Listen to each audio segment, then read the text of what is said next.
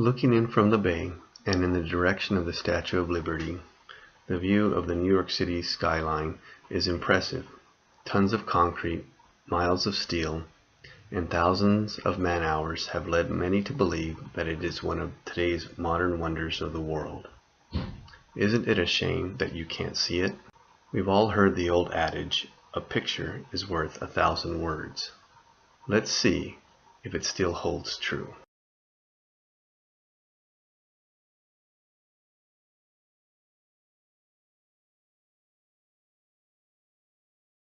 Visual literacy and its influence on education is my topic for today.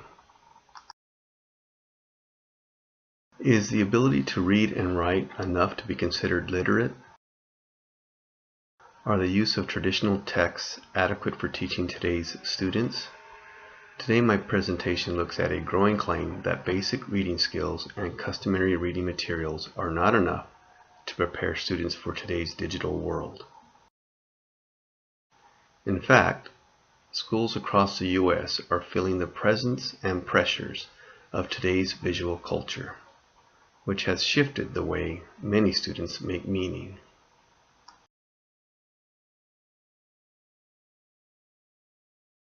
In middle school and high schools in the United States, students who can read and interpret words, sentences, and paragraphs are considered literate because for decades, literacy has been defined as being able to read and write using alphabetic code. This continues to be the case as evidenced in the new California Common Core state standards. However, there are those who argue that although being able to read and write is essential to literacy development, there are other indispensable abilities that need to be acquired in today's digital climate, including visual literacy. In support of their argument, researchers draw attention to the many visual elements individuals use to communicate and make meaning, many of which are universally accepted. For example, the placement of a musical note on an upper line of the staff indicates a higher note should be played, which points to the importance of positioning as a visual element. Hence, the fact that visuals can be used in place of written words to communicate directions, content, answers, and more is evidence that it can provide the same level of communication as written text. Thus, it should be considered a form of text. According to Rossell and Kendrick, there are clear pedagogical patterns in how the visual serves to recruit students' passions and preoccupations. First, through its ability to promote student organization and reveal hidden pathways to learning. Second, by creating opportunities for both construction and critique of society. Third, by invoking the dialogue, a stronger sense of audience and purpose. Roswell and Kendrick advocate urgent action and prescribe the use of everyday life visuals, regular literacy audits, image descriptions, image dialogues, and visual assignments for immediate implementation. These class practices can be used to develop critical analytical skills that students can use outside the classroom, as well as including critiquing a range of visual texts in their everyday lives.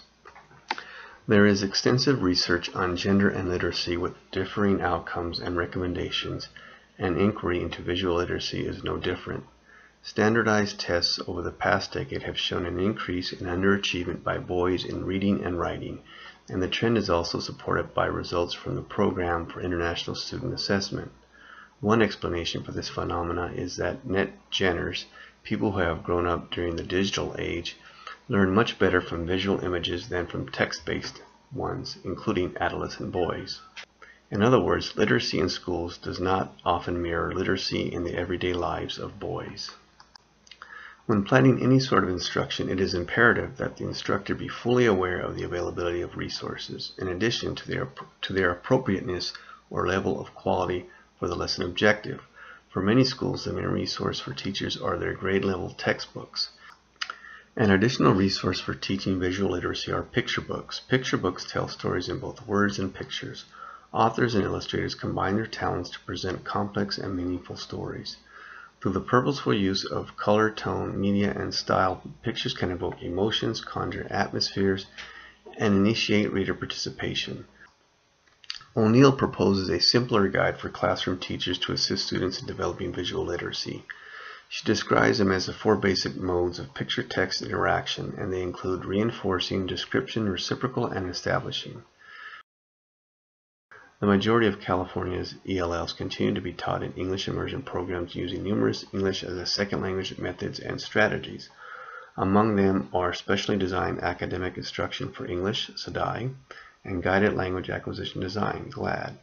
These models promote English language acquisition through content instruction that is considerate of the learning needs of ELLs.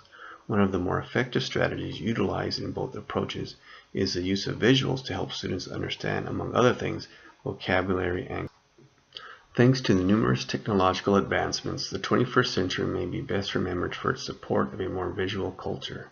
As a result, bringing importance to the development of visual literacy skills, as defined by Roswell, McLean, and Hamilton, visual literacy refers to an ability to make meaning from information presented in image form.